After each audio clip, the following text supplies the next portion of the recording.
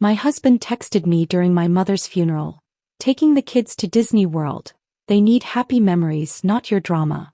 I buried her alone. 3 days later, he returned to find the locks changed, his bags packed, and a court summons. The Disney trip photos with his mistress? My lawyer's favorite evidence. The kids testified against him. Don't expect me to pretend to be sad about your mother. We both know she never liked me anyway. Handle the funeral yourself. I've got better things to do. The message glowed on my phone screen as Reverend Williams raised his hand for the final blessing. I watched the words appear character by character while 60 mourners stood with bowed heads around my mother Aubrey's gravesite, completely unaware that my world had just shifted on its axis. My finger trembled as I scrolled up to confirm the sender. John. My husband of 23 years had just delivered the cruelest blow imaginable while I stood beside my mother's casket. No condolences. No apology for his absence. Just calculated malice wrapped in digital convenience. I glanced around the cemetery, half expecting to see him lurking behind a headstone with that smirk he wore when he thought he'd won an argument. But there was only empty space where he should have been standing, supporting me through the hardest day of my life. Eternal rest grant unto her, O Lord, the Reverend intoned, his voice carrying across the October morning. And let perpetual light shine upon her. The words felt meaningless now. All I could think about was John somewhere across town, probably at his office or grabbing lunch, completely unbothered by the fact that the woman who'd raised me was being lowered into the ground. The same woman who'd welcomed him into our family with open arms despite her private reservations. As the service concluded, my sister Linda appeared at my elbow. Her red-rimmed eyes searched the dispersing crowd before settling on me with concern. Kim, where's John? I've been looking for him all morning. The lie formed automatically, polished by years of practice. Client emergency. You know how demanding his buyers can be. Linda's eyebrows drew together. On Saturday, during Mom's funeral. Hearing it spoken aloud made the excuse sound ridiculous even to me, but I'd become an expert at defending John's absences. It's a major commercial deal. He felt terrible about missing this. The second lie came easier than the first, which should have alarmed me more than it did. Instead, I felt nothing but a cold, empty space where my emotions used to be. At the fellowship hall, the reception unfolded in a blur of casseroles and condolences. I moved through clusters of mourners, accepting hugs and sharing memories while my mind remained fixed on John's message. The casual cruelty wasn't what shocked me most. It was the raw honesty. For once, he'd shown me exactly who he was without his carefully maintained public persona. Your mother was such a treasure, Mrs. Henderson said, gripping my hands with surprising strength for someone in her 80s. She talked about you and the children constantly. John, of course. Always so proud of your family. I smiled and nodded, wondering what Mom had really thought about John during those quiet conversations. Had she noticed things I'd trained myself to overlook? The way he dismissed my opinions at dinner parties? How he made cutting remarks about my appearance that he passed off as jokes? His habit of scrolling through his phone during Emma's piano recitals? Speaking of John, where is that husband of yours? Mrs. Henderson continued, craning her neck to scan the crowded room. I hope he's not coming down with something. Work crisis, I replied, the words flowing smoothly now. He's absolutely devastated he couldn't be here. Mrs. Henderson clucked sympathetically, but I caught the puzzled look she exchanged with her husband. Everyone in our small town knew John sold commercial real estate from his downtown office. What kind of emergency would keep him away from his mother-in-law's funeral? My phone buzzed again. Another message from John. How much longer is this thing going to take? I was thinking of grilling steaks tonight if you're not too tired. The disconnect was breathtaking. While I was surrounded by people who'd driven hours to honor my mother's memory, John was planning dinner as if this were any other Saturday. As if the woman who'd shaped my entire life was just an inconvenience to be handled efficiently. Emma tugged at my black dress during a lull in conversation. My 7-year-old daughter's face was streaked with tears, her usual bouncy energy subdued by the weight of loss. Mommy, why didn't Daddy come to say goodbye to Grandma Aubrey? The question stopped every conversation within earshot.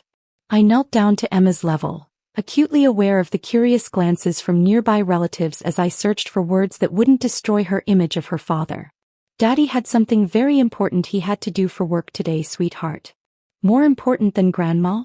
Her innocent logic cut straight to the heart of everything wrong with my marriage. Before I could formulate an answer, Jake appeared beside us. My 10-year-old son had been trying to be strong all day, but confusion clouded his features as he processed his sister's question. Kyle's dad missed work when his grandmother died, Jake said quietly. He said some things are more important than making money. The comparison hung in the air like an accusation. Out of the mouths of babes. What was I teaching my children about priorities? About showing up for the people you love? About what commitment actually meant? We'll discuss this later, I said, immediately regretting how dismissive I sounded. But how could I explain something I didn't understand myself? During a quiet moment, Linda pulled me aside near the coffee station. Her expression was grave as she glanced around to ensure we wouldn't be overheard. Kim, there's something I need to tell you. I've been debating whether to bring this up today, but after John not showing up. She paused, clearly struggling with her words. I saw him Tuesday evening at Romano's. My blood went cold. Romano's was the upscale Italian place downtown that John had always dismissed as overpriced and pretentious whenever I'd suggested celebrating our anniversary there. He wasn't alone, Linda continued, her voice dropping to barely above a whisper. There was a woman with him. Young, blonde, very attractive. They weren't discussing business, Kim. They were holding hands across the table. The coffee cup slipped from my numb fingers, shattering against the linoleum floor in an explosion of ceramic and brown liquid. Several people rushed over with napkins and concerned voices, but I barely registered their help. All I could think about was Tuesday night, when John had claimed he was showing properties to potential investors from Atlanta and wouldn't be home until after 10. Are you absolutely certain it was him? I asked, though my gut already knew the answer. Linda nodded solemnly. I'm positive. I almost went over to say hello, but something about the whole scene felt wrong. The way they were looking at each other, laughing together. She didn't need to finish the sentence. As church ladies cleaned up the mess around my feet, I felt the final pieces of my denial cracking apart. The late nights that had become routine over the past 6 months. The new designer cologne that appeared in our bathroom without explanation. The sudden interest in working out again after years of broken promises. The way he'd become increasingly critical of everything I did, as if he were building a case against me. My phone buzzed with yet another message. By the way, don't wait up. Meeting some clients for drinks after dinner. Probably be late. The pattern was so obvious now that I wondered how I'd missed it for so long. Or maybe I hadn't missed it. Maybe I'd simply chosen not to see it because acknowledging the truth would have required making changes I wasn't ready for. That evening, after tucking Emma and Jake into bed at Mom's house, I found myself alone in my childhood bedroom. The same faded wallpaper, the same window seat where I'd spent countless hours reading and dreaming about my future. Back when I believed marriage meant partnership, when I thought love meant showing up for each other during the hard times. I pulled out my phone and read through John's messages one more time. The heartless dismissal of my mother's death. The casual inquiry about dinner plans. The convenient excuse for another late night. 3 texts that told the story of my marriage more clearly than 23 years of trying to make it work. In this room where my mother had taught me to be strong, where she'd shown me through her own example that a woman could survive anything life threw at her, I finally understood what I had to do. John had chosen today to show me exactly who he was. From now on I would believe him.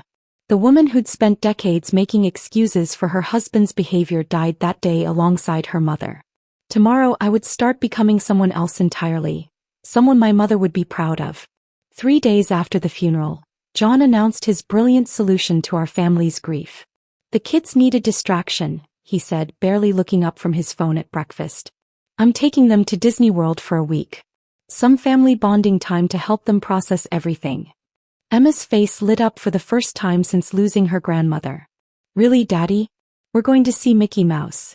That's right, Princess. Just you, me and Jake. A healing trip for our family. He finally glanced at me with those practiced concerned eyes. You need time to rest anyway, Kim. You've been through so much. I nodded and smiled, playing the grateful wife while my stomach churned. Since when did John volunteer for solo parenting duty? Since when did he care about the children's emotional processing? But Emma and Jake were so excited that I couldn't bring myself to question his motives aloud. They left on Thursday morning with matching Mickey Mouse ears and enough luggage for a month. John kissed my cheek at the door with theatrical tenderness. Take care of yourself while we're gone. Maybe catch up with the girls, get a massage. Whatever you need. The house felt different the moment their car disappeared down the street. Not empty, liberated. For the first time in months, I could think clearly without constantly managing John's moods or anticipating his criticism. I started in his home office that afternoon, initially just looking for insurance papers Mom's lawyer had requested. But the credit card statements spread across his desk told a very different story than the grieving husband facade he'd been performing. Romano's Italian bistro appeared 6 times in the past 3 months. Always on nights when John claimed to be showing properties or meeting investors. Always charges for 2 people, expensive wine, dessert courses that suggested leisurely romantic dinners rather than business meetings. My hands shook as I found hotel receipts tucked behind his computer monitor.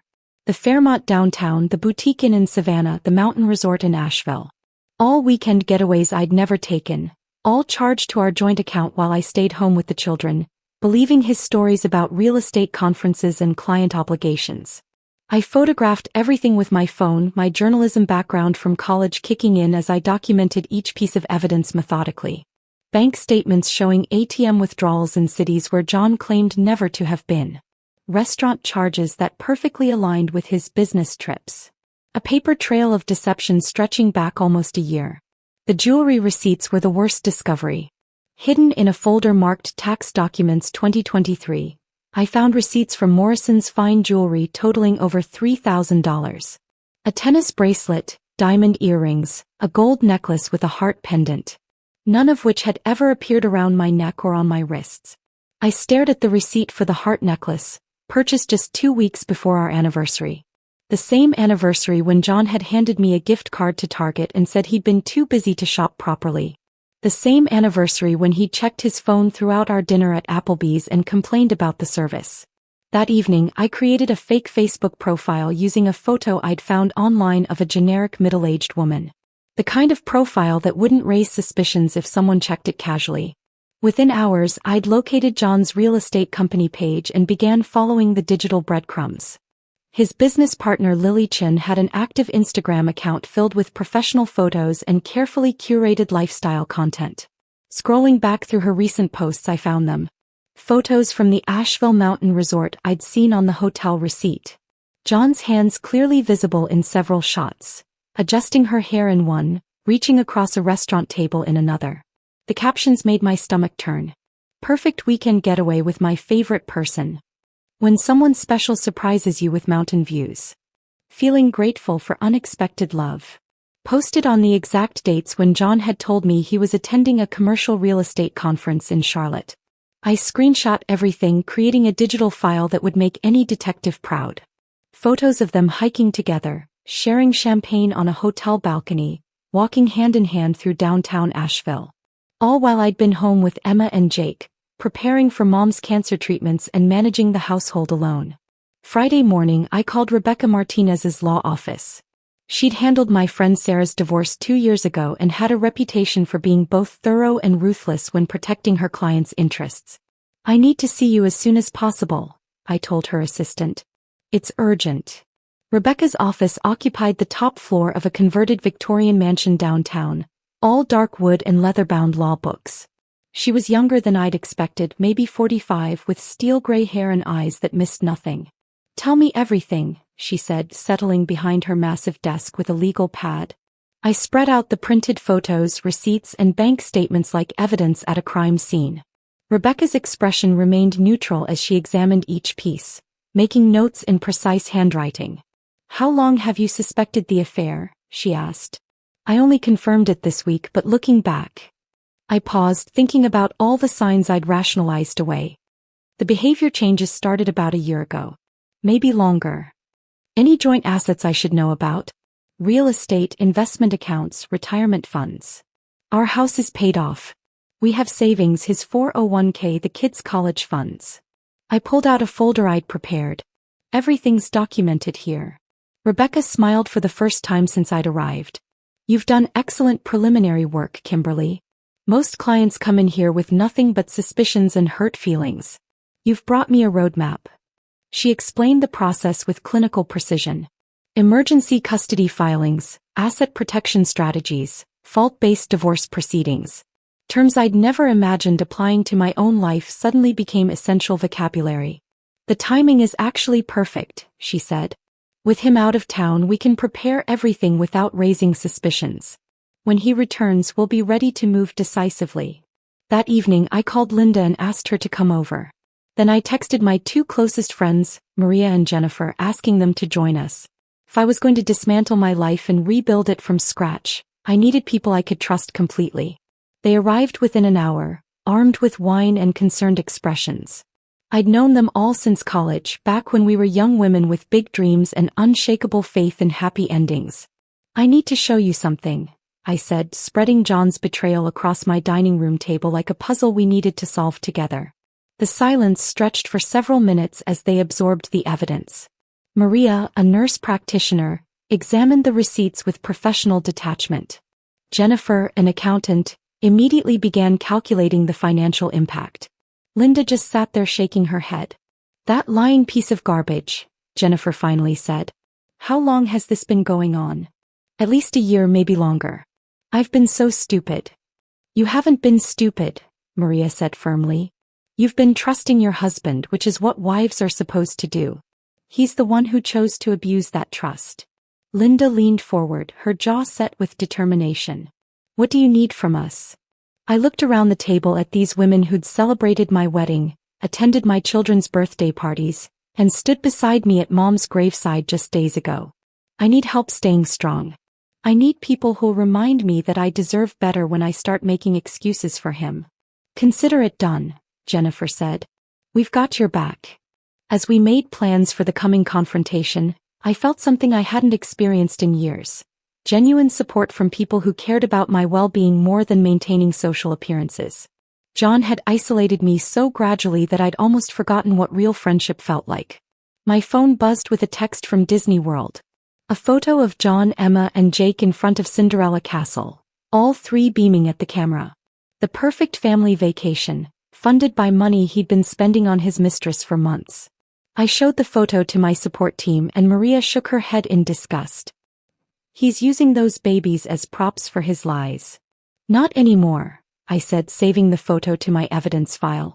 "Everything he does from now on just makes my case stronger." For the first time since reading that cruel text at Mom's funeral, I felt like myself again. The woman who'd been buried under years of gaslighting and manipulation was finally clawing her way back to the surface. John thought he was so clever, taking the children away to give himself space to maneuver. What he'd actually done was give me time to build an unbreakable case against him. When he returned from Disney World, he'd find a very different wife waiting for him. Monday morning, while John posted a photo of himself and the kids at Space Mountain with the caption, "Making magical memories with my babies," I walked into the Riverside County Courthouse carrying a manila folder that would end our marriage. Rebecca had prepared everything over the weekend. The divorce petition cited irreconcilable differences and adultery, supported by a thick stack of evidence that painted John as both an unfaithful husband and negligent father. His absence from my mother's funeral became Exhibit A in our case for emotional abandonment. "Are you ready for this?" Rebecca asked as we approached the filing clerk's window. I thought about Emma's confused face when she'd asked why Daddy didn't come to say goodbye to Grandma. About the jewelry receipts for gifts I'd never received. About that heartless text message while I stood beside my mother's casket. I've never been more ready for anything in my life. The filing process took less than 20 minutes. 20 minutes to officially document the end of 23 years of marriage. The clerk stamped each page with mechanical efficiency, completely unaware that she was processing the death certificate of my old life. "Emergency custody hearing is scheduled for Friday morning," Rebecca explained as we walked back to her car. "That gives us 4 days to complete the asset protection while he's still in Florida posting vacation photos." Our first stop was First National Bank, where I'd been a customer since college. The manager, Mrs. Williams, had known my family for decades. Her expression grew increasingly concerned as Rebecca explained why we needed to freeze our joint accounts. "I'm so sorry you're going through this, Kimberly," she said, typing commands into her computer. "Especially so soon after losing your mother." "The timing isn't coincidental," Rebecca replied curtly. Predators often strike when their victims are most vulnerable. Mrs. Williams froze the joint checking and savings accounts, protecting nearly $40,000 from John's potential spite. We moved half into a new account in my name only, leaving enough in the joint account to avoid raising immediate suspicions about regular bills. What about the children's college funds? I asked. Those are already in your name as the primary account holder, Mrs. Williams assured me. He can't touch them without your signature. Relief flooded through me. At least Emma and Jake's futures were secure, regardless of how ugly this divorce became. Tuesday afternoon, Rebecca introduced me to Marcus Thompson, a private investigator who specialized in matrimonial cases. He was younger than I'd expected, maybe 35, with the kind of unremarkable appearance that would blend into any crowd. Your husband's patterns are very predictable, Marcus said, reviewing the evidence I'd compiled. Men like this usually stick to routines once they feel comfortable. Makes my job easier. He'd already identified the hotel where John and Lily typically met for their weekend getaways. The Grandview Resort, 2 hours north of town, marketed itself as a romantic retreat for couples. Marcus had booked the room next door for this coming weekend. Based on their social media activity and your credit card records, they'll be there Saturday night, he explained. I'll have everything documented before Sunday checkout. The clinical nature of planning to destroy my husband's lies felt surreal, but also empowering. After years of being reactive to John's manipulations, I was finally taking control of the narrative. Wednesday morning brought the locksmith. Carlos arrived at 8 a.m. with his van full of tools and complete discretion. Rebecca had recommended him specifically for sensitive domestic situations. You want the locks changed on all exterior doors? He asked, examining our front entrance. Every single one, including the garage and basement access. As Carlos worked, I packed John's belongings with meticulous care. Not out of lingering affection, but because I wanted him to have no grounds for claiming I damaged his property out of spite. Everything folded neatly, sorted by category, boxed and labeled. His expensive suits, his golf clubs, the cologne he'd started wearing for Lily. I found myself pausing over a photo tucked into his dresser drawer. Our wedding day, both of us impossibly young and full of hope. For just a moment, grief for what we'd lost threatened to overwhelm my resolve. Then I remembered his text message during Mom's funeral, and the grief transformed back into determination. Linda arrived that afternoon to help me practice the conversation I'd need to have with Emma and Jake. We sat in my living room, role-playing different scenarios while I tried to find words that would explain their father's choices without destroying their sense of security. Daddy made some decisions that hurt our family, I practiced saying. Sometimes grown-ups make mistakes that mean they can't live together anymore. But this is not your fault and Daddy still loves you very much. What if they ask why he had to leave? Linda asked, playing devil's advocate. Because Daddy needs to learn how to make better choices and sometimes people need space to figure that out. The answers felt inadequate, but Rebecca had stressed the importance of keeping explanations simple and age-appropriate. The details would come later, when they were old enough to understand the full scope of their father's betrayal. Thursday evening, Marcus called with an update. They checked into the Grandview Resort an hour ago. Same suite they've used 3 times before. I'm in position. My phone buzzed almost immediately with a text from John. Kids are exhausted but having a blast. Probably be late getting home Sunday. Don't wait up. The casual lie rolled off his tongue so easily even in text form. He was setting up his alibi for the weekend while Marcus prepared to document his real activities. The irony was almost funny. Friday morning, I dressed carefully for the emergency custody hearing. Professional but not aggressive, Rebecca had advised. Conservative navy suit, minimal jewelry, hair pulled back in a neat bun. I wanted to look like the stable parent, the responsible choice for primary custody. The courthouse was busier than I'd expected, filled with people navigating their own legal crises. I spotted several other women with similar manila folders and shell-shocked expressions. We were all members of the same unwanted club. Judge Patricia Morrison had a reputation for fairness but little tolerance for games.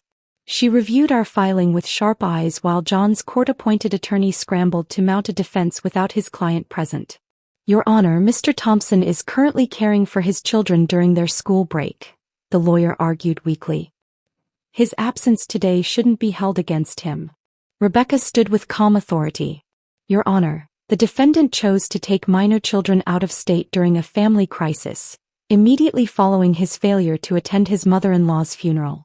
This pattern demonstrates poor judgment and questionable priorities regarding the children's emotional needs. Judge Morrison's expression suggested she agreed. Emergency custody is granted to the petitioner. The children will remain in Mrs. Thompson's primary care pending further hearings. Walking out of that courtroom, I felt like I was breathing freely for the first time in months. Whatever happened next, my children would be safe and protected while we navigated this process. Saturday afternoon, my phone rang. Marcus, calling from the Grandview Resort. I've got everything you need, he said simply. Clear photos, video evidence, even audio recordings from their balcony. Your husband's affair is now officially documented beyond any possible denial. I hung up and looked around my house, really looked at it for the first time in years. The home John would no longer have access to. The space where Emma and Jake would continue growing up, but without the toxic undercurrent of their father's deception poisoning the atmosphere. Sunday night, I sat on my front porch with a cup of coffee watching for headlights. When John returned from Disney World, he'd find new locks, packed bags, and a wife who finally knew exactly who he was. The woman who'd made excuses for 23 years was gone. In her place sat someone stronger, someone who'd learned that love without respect was just another form of abuse. I was ready for whatever came next. The headlights swept across my living room window at 9:47 p.m. Sunday night. I watched from behind the curtain as John's BMW pulled into our driveway, the backseat packed with Disney World souvenirs and tired children.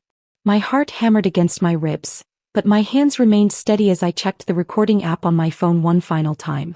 Emma and Jake stumbled out of the car, clutching stuffed animals and chattering about their magical week. John looked relaxed, refreshed even, probably thinking he'd pulled off another perfect deception. He had no idea that while he'd been playing devoted father in public, I'd been systematically dismantling his carefully constructed lies. I heard his key slide into the front door lock, followed by confused jiggling when it wouldn't turn. Then silence.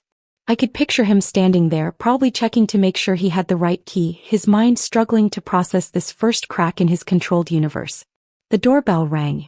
Then again more insistently. Kim, the key isn't working. Did you have the locks changed? His voice carried the forced patience of someone trying to maintain composure in front of the children. I opened the door but kept the chain lock engaged, creating just enough space to speak. John's face appeared in the gap, his expression shifting from confusion to alarm as he took in my calm demeanor. Hello, John. Emma, Jake, come give Mommy a hug. The children squeezed through the narrow opening, full of stories about roller coasters and character breakfasts. I held them close while John stood frozen on his own front porch, still processing the reality of being locked out of his home. Kids, go upstairs and get ready for bed. You can tell me all about Disney World tomorrow. They bounded up the stairs, their innocent chatter fading as John and I faced each other across the threshold. I opened the door wider but remained blocking his entrance. What's going on, Kim? Why are my bags on the porch?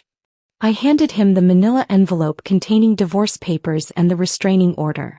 I think you'll find everything explained in there. His hands shook slightly as he tore open the envelope.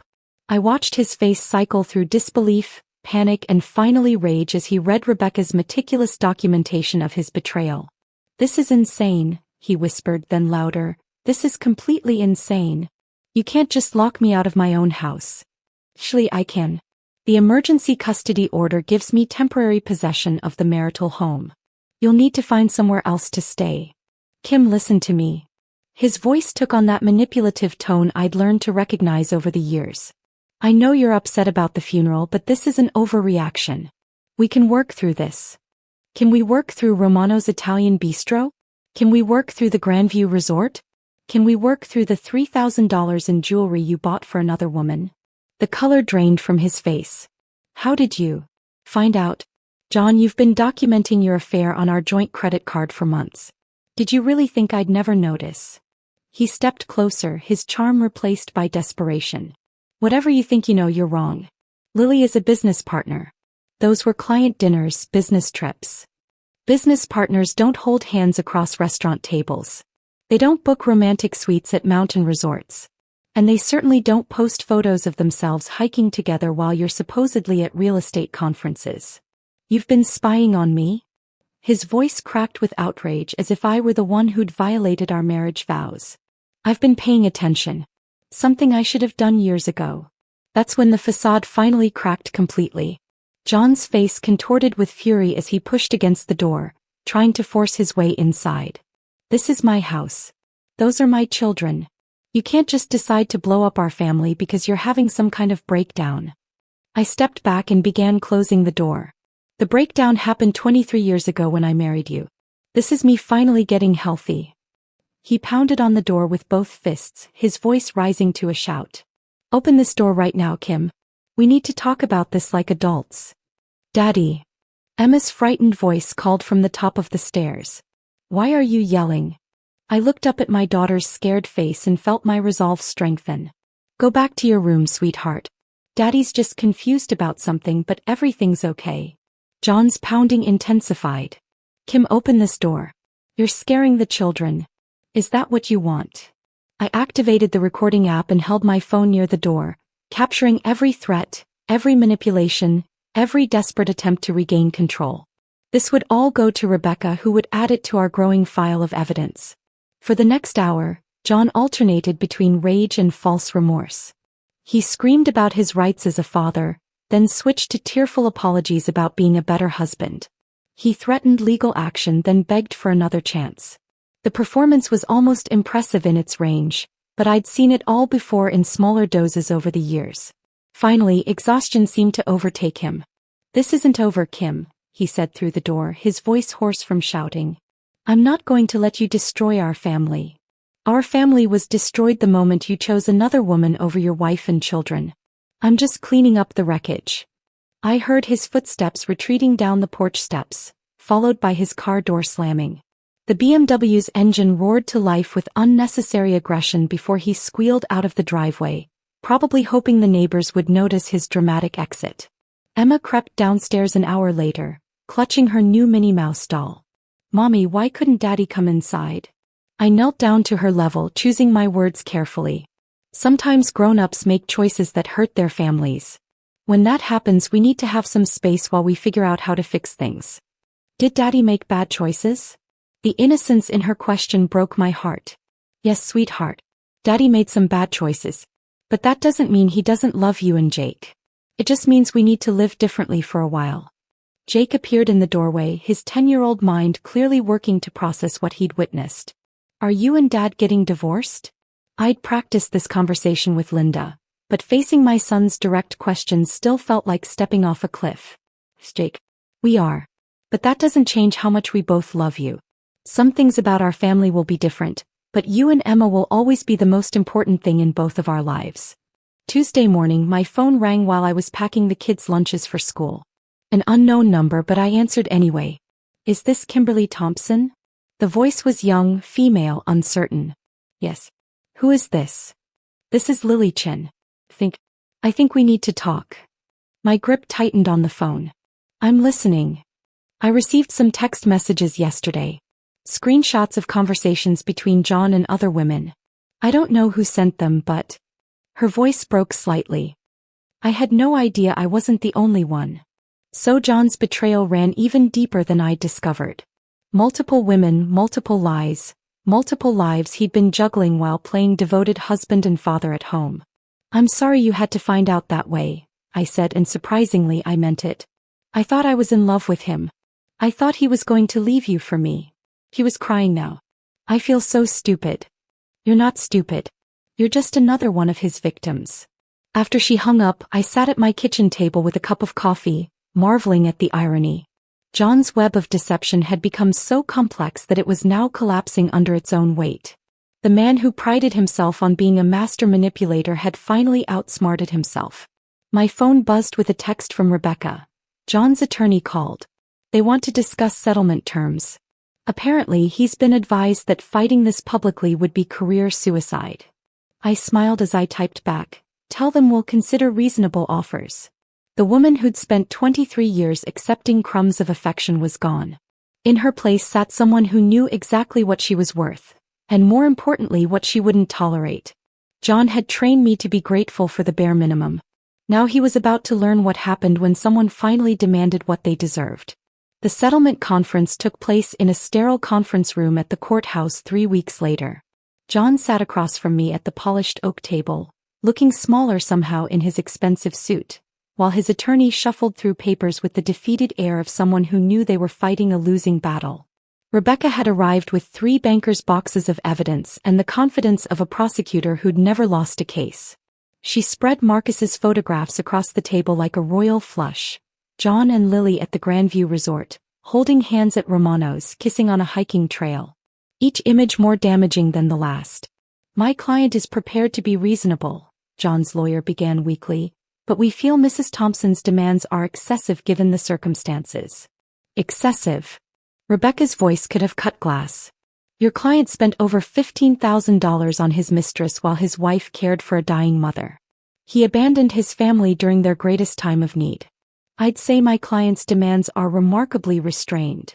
John finally spoke, his voice carrying that familiar manipulative tone. Kim, be reasonable. We built this life together. You can't just take everything. I looked at him directly for the first time since the meeting began.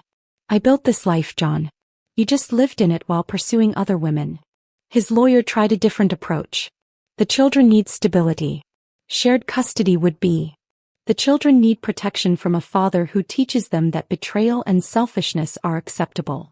Rebecca slid a folder across the table. These are statements from teachers, neighbors, and family members documenting Mr. Thompson's consistent absence from his children's lives. I watched John's face as his lawyer read through the testimonies. Mrs. Patterson from Emma's school, noting how John had missed every parent-teacher conference for 3 years. Coach Miller from Jake's baseball team, documenting John's absence from every game this season. Even our elderly neighbor Mr. Hendricks, who'd watched John leave 4 business trips that coincided with romantic getaways. This is character assassination, John protested, but his voice lacked conviction. This is documentation, Rebecca corrected. Your client made these choices. We're simply presenting them to the court. The negotiations dragged on for 4 hours. John's lawyer tried to salvage something from the wreckage, but every argument crumbled under Rebecca's methodical presentation of evidence. Financial records showing the pattern of deception. Credit card statements revealing the scope of his betrayal. Witness testimonies painting him as an absent husband and father. When Judge Morrison finally rendered her decision 2 days later, the courtroom felt electric with tension. I sat between Rebecca and Linda, my hands folded calmly in my lap while John fidgeted at the defendant's table.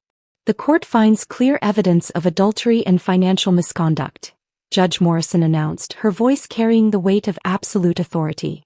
Primary custody is awarded to Mrs. Thompson, along with the marital home and 65% of marital assets.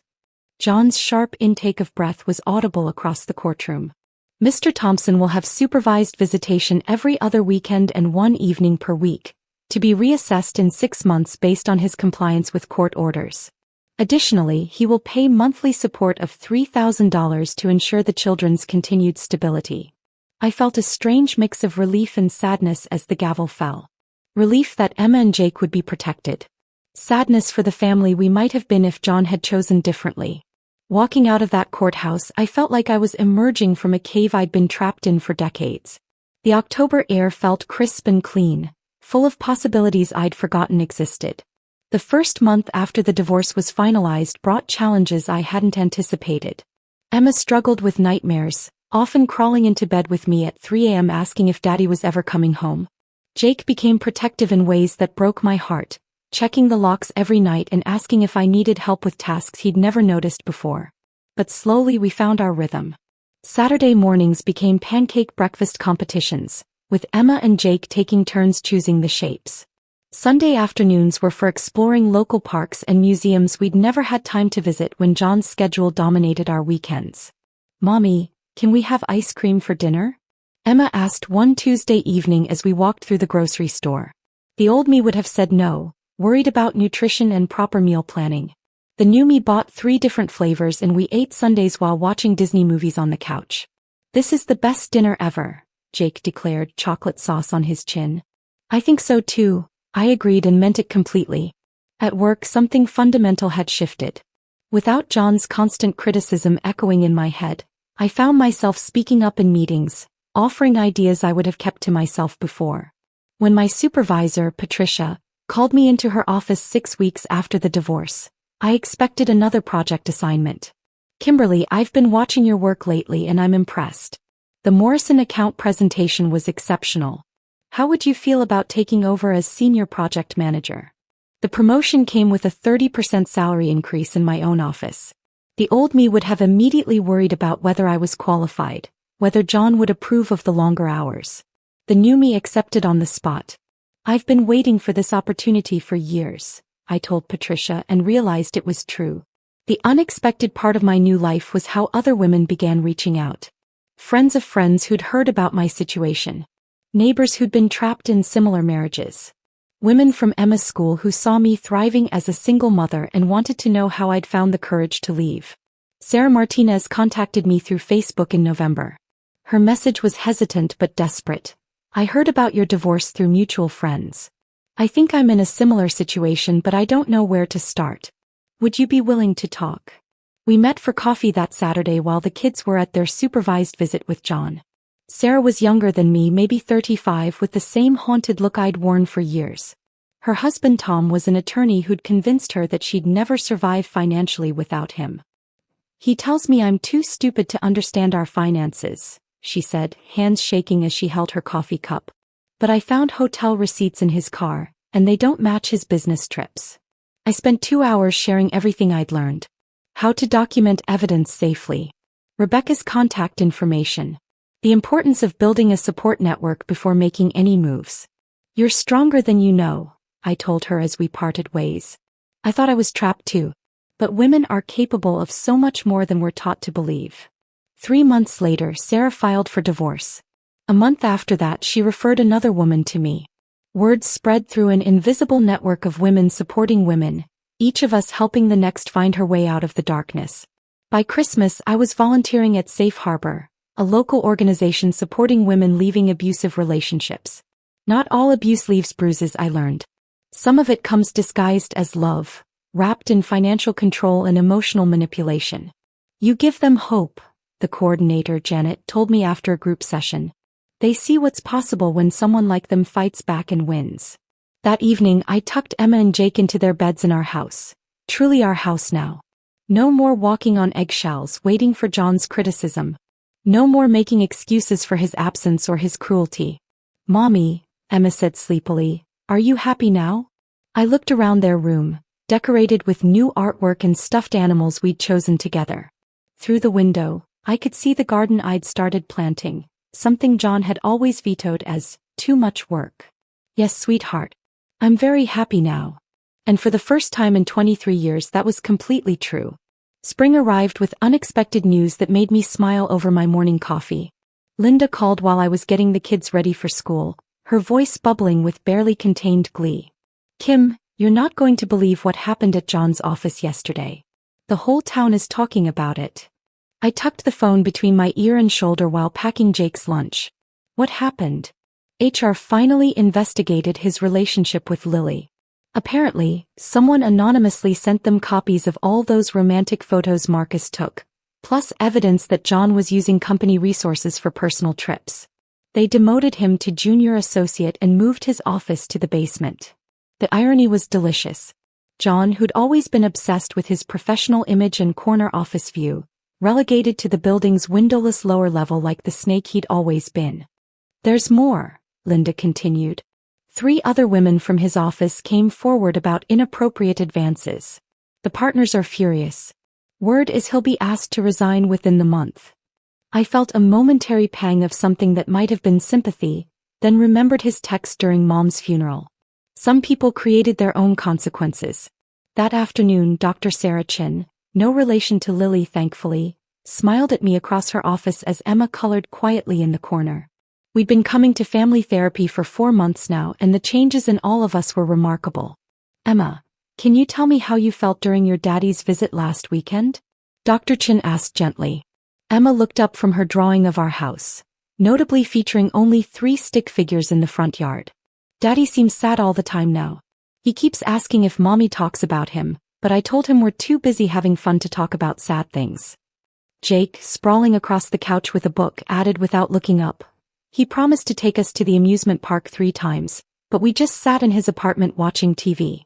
Real dads do what they promise. The wisdom of children never ceased to amaze me. They were learning to recognize reliable love versus empty promises. A lesson I'd taken 41 years to master. How does that make you feel about your daddy? Dr. Chen asked. I still love him, Emma said matter-of-factly, but I don't miss him being at our house. He used to make mommy cry when he thought we weren't looking. Dr. Chen's eyes met mine with approval. The children were processing their father's absence in healthy ways, understanding that love didn't require accepting harmful behavior. That evening, I studied my reflection in the bathroom mirror and barely recognized the woman looking back. Somewhere between the divorce proceedings and building our new life, I'd lost 30 pounds without even trying. The stress weight that had accumulated during years of walking on eggshells had melted away, replaced by the natural energy that came from living authentically. My hair was longer now, a style John had always criticized as impractical. My clothes were brighter, chosen for how they made me feel rather than whether they'd avoid his commentary. Even my posture was different, straighter, more confident, like I'd finally remembered I deserved to take up space in the world. Mommy, you look pretty, Emma said from the doorway, clutching her stuffed rabbit. Thank you, sweetheart. How do you feel about mommy going out with her friends tonight? Emma considered this seriously. Happy. You smile more when you go places without us sometimes. Linda picked me up at 7 for what she insisted on calling girls' night, though we were all well into our 40s. Maria and Jennifer joined us at the new wine bar downtown, where we'd started meeting monthly to celebrate our various life victories. So, Jennifer said after we'd ordered, her eyes twinkling with mischief, when are you going to let us set you up on a date? I nearly choked on my wine. I'm not ready for that. I'm still figuring out who I am without John.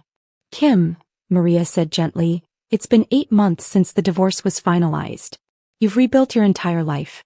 Maybe it's time to consider that you might be ready for something good. The conversation continued around me, but my mind wandered to the question I'd been avoiding. Was I ready? The old me would have said no automatically, terrified of making another mistake. The new me wondered what I might be missing by closing myself off to possibilities. 2 weeks later, that question became urgent when John appeared at my front door unannounced. I opened it to find him holding a bouquet of roses, the expensive kind from Morrison's florist, not the grocery store variety he'd usually brought when he was in trouble. Kim, we need to talk. He'd clearly practiced this speech. I know I made mistakes, but I've been going to counseling.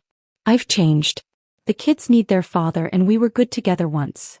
I looked at him, really looked, and saw a middle-aged man desperately trying to reclaim a life he'd thrown away. The roses shook slightly in his hands, betraying the nervousness he was trying to hide.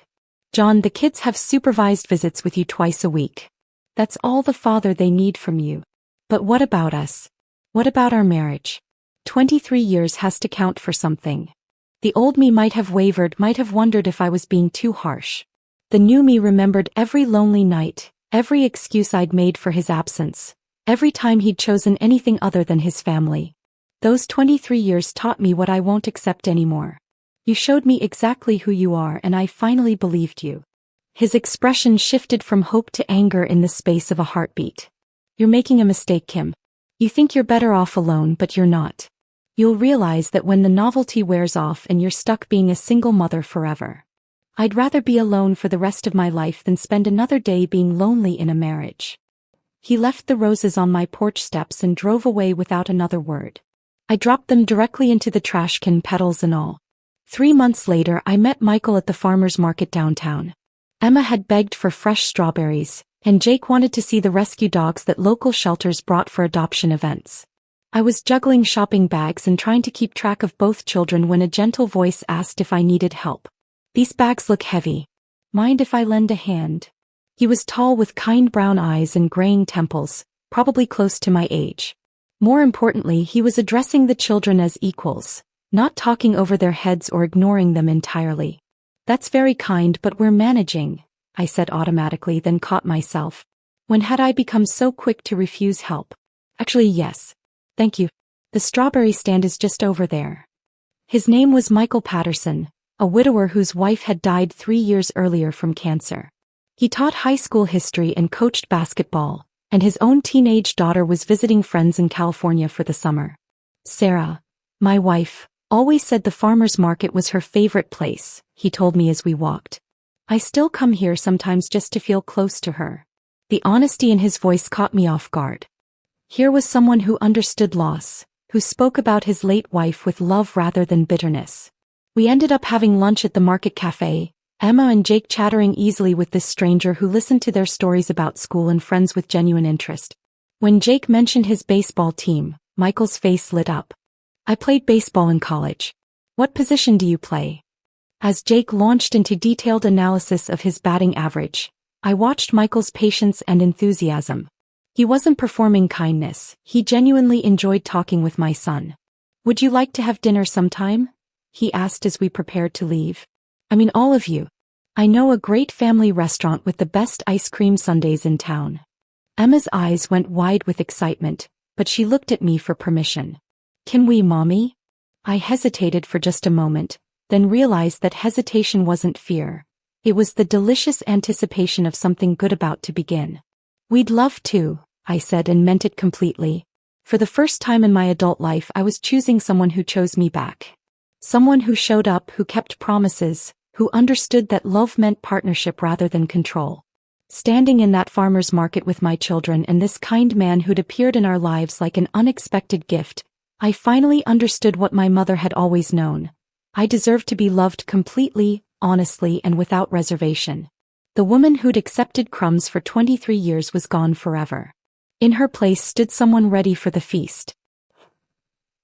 Which moment in Kimberly's journey touched your heart the most? Was it her mother's funeral awakening, the courtroom victory, or finding love again? Share your favorite part in the comments below. Your story might inspire another woman to find her strength. Like if this moved you, and subscribe for more stories of courage and triumph.